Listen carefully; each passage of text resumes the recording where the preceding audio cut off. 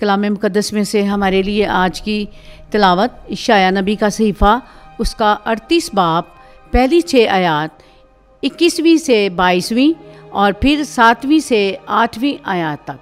उन दिनों में हिजकिय्याह मौत के मर्ज से बीमार हुआ तो आमोस का बेटा इशाया नबी उसके पास आया और उससे कहा, खुदावंद यूँ फरमाता है कि अपने घर की बाबत वसीयत कर, क्योंकि तू मर जाएगा और ना जिएगा।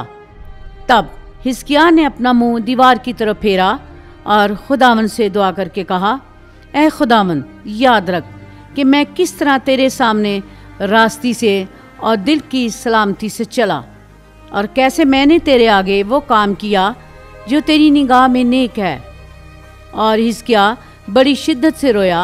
तब खुदावंद ने इशाया से हम कलाम होकर कहा, जा और हिजकिय्याह से कह कि खुदावंद तेरे बाप दाऊद का खुदा यूँ फरमाता है कि मैंने तेरी दुआ सुनी और तेरे आंसुओं को देखा, और देख मैं तेरे दिनों पर 15 बरस बढ़ाऊँगा और तुझे इस शहर को अशूर के बादशाह के हाथ से छुड़ाऊँगा और इस शहर की हमायत करूँगा।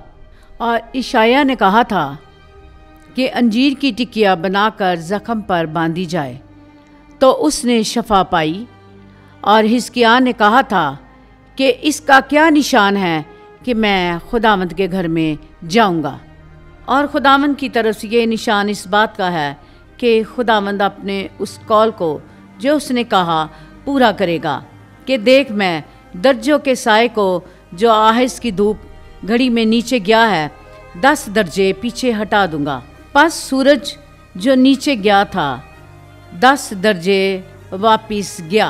पाक कलाम के पढ़े और सुने जाने पर खुदावंद की बरकत हो, खुदा का शुक्र हो।